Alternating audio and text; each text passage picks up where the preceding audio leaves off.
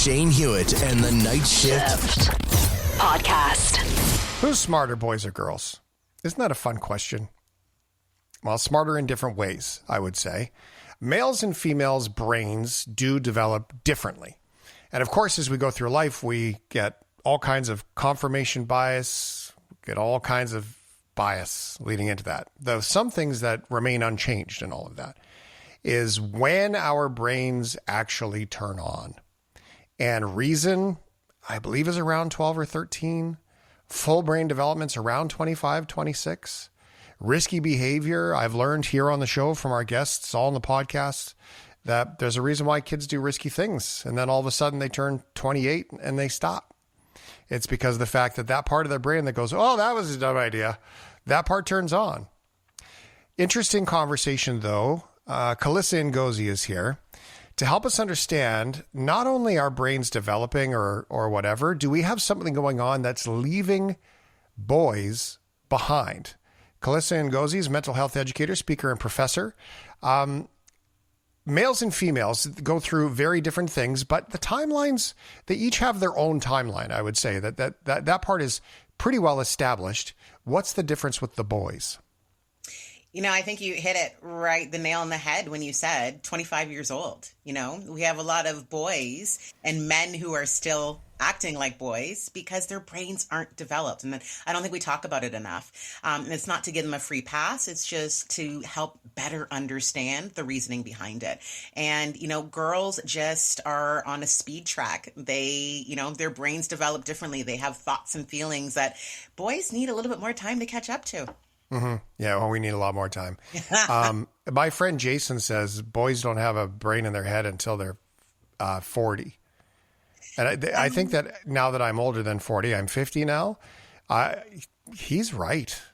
Like there's something that happens that you're like, oh yeah, all that stuff that made no sense kind of makes more sense now. I don't know what it is. It's some sort of neuron firing something. Yeah, I mean, I think it's differently for different folks, right? I mean, I'm sure somewhere in the world, you know, there are boys that when they're 23, they're super mature. But statistics show us otherwise. And we're trying to play catch up, and the numbers don't lie. Let's talk about no shame first. No shame in the fact that maybe, and this is the thing about the difference between smart and intelligent as a word guy, is that you can be really, really intelligent and not very smart. Mm-hmm. And you can be really, really smart, but not very intelligent. Mm-hmm. And I think there's a big distinction there between them. And I think the part that people need to understand is you have experience of life, and then you also have electricity in your brain. Mm-hmm. Some brains have more efficient electricity firing. Some brains have less. Some people have less experience in life. Some people have more. There's no shame in this conversation. It's just, this is what's happening. And you think it goes way back in time.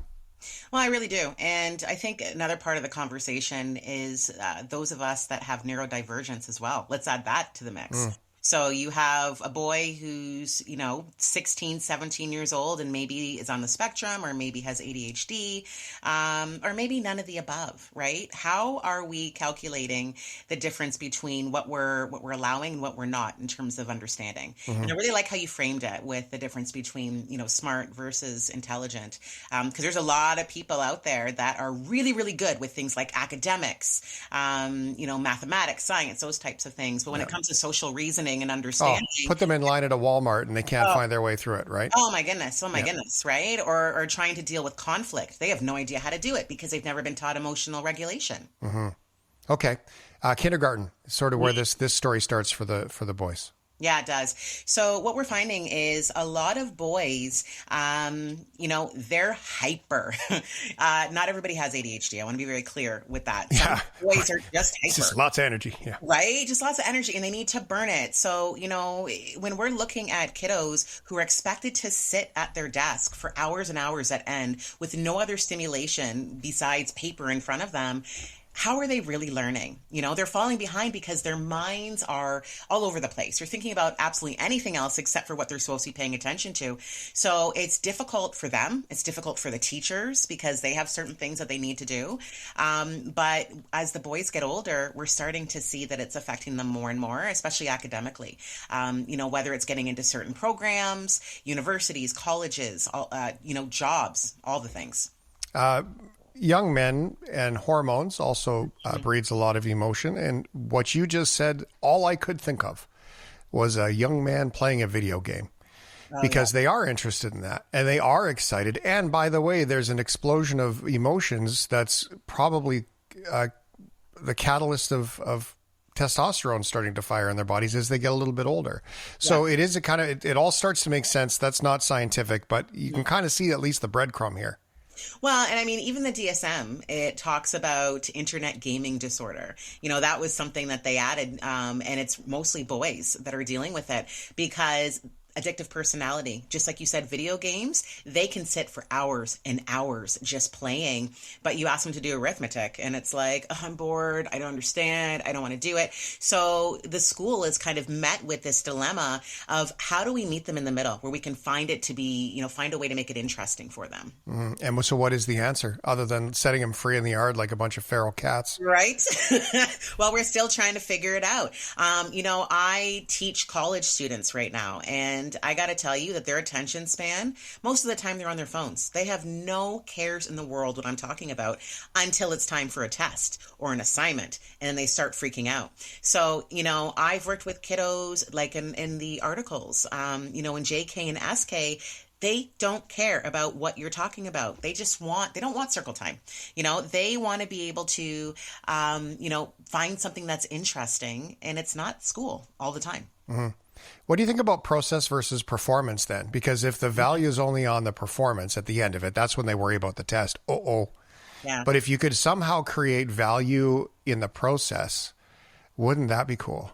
Well, and I think that's important because, nowadays in the last 15 years, we've introduced things like standardized testing. But let's be real here. Like, Joey and Sally, they have different brains. Mm-hmm. And maybe Sally is really interested in what you're trying to teach her academically, and she understands how to get from A to B. Okay, that's her process. Whereas Joey, no, he is more a kinesthetic tactile learner. So he learns by doing. Right? He's not necessarily visual or auditory. So what are we doing to support Joey? Because if you expect them both to do this test and then you're measuring what their worth is academically, that's not fair. So I think we have a long way to go in the education system and how we're measuring what being smart in their eyes really means. So when I went to school, and this is going to sound sexist, but when I went to school, because this is the way it was, boys typically, you didn't have to, but took shop, and the girls typically took home ec. Mm-hmm. Now, there was some people who were smarter and did the one they wanted to do. But it makes me think that if you took a boy, well, took a kid, drop the sex part, doesn't matter. Take a kid, put him in the shop, and taught them how to measure and cut 2x4s. Or you take another series of kids and you put them in the kitchen. And you teach them how to measure, baking goods in home ec. I mean, there's your math lesson, right? And so does it have to be a pen and piece of paper? Yeah.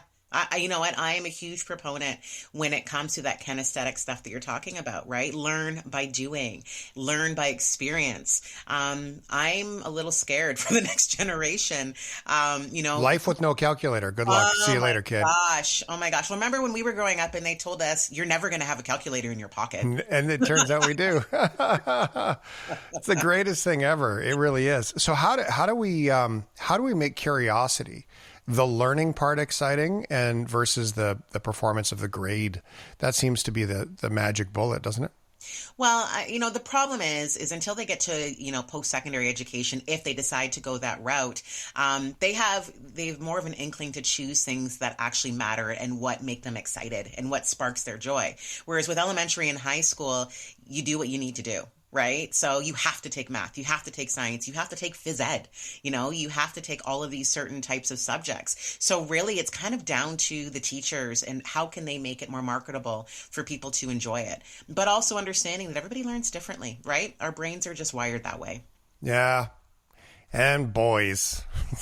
Boys are an anomaly. Well, they are. Let's just take a moment and have a moment in our hearts for all the moms and the dads that say have 3 boys at home. Yes. Yes. We feel for you. Boys. I have twin boys. So. Oh my God. I get it. Well, there's your bias, obviously, clearly. Right there. Calissa Ngozi, thank you very much. We're leaving boys behind, and it starts when they're very, very young. Thank you, my friend.